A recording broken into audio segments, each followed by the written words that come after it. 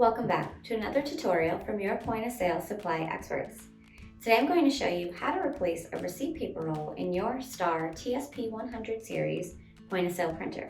So right here I've got the Star TSP143 thermal printer, and to open up the back hatch there is a button with an arrow, so you just pull that button backwards, that, and drop in your roll. Now you want to make sure that you are placing it with the paper feeding under and not over.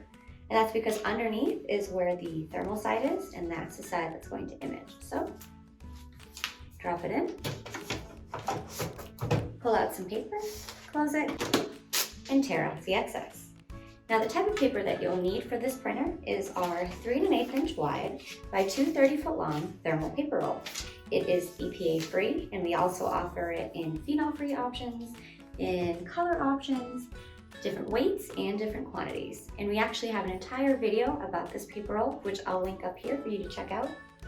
We also carry TSP100 point of sale printers if you are in need of a replacement. So I will link that in the description box below as well. As always, if you have any questions or if there's anything we can do for you, give us a call or visit us at possupply.com. We are your POS supply experts, and we are always here to help you find the right supplies for your business.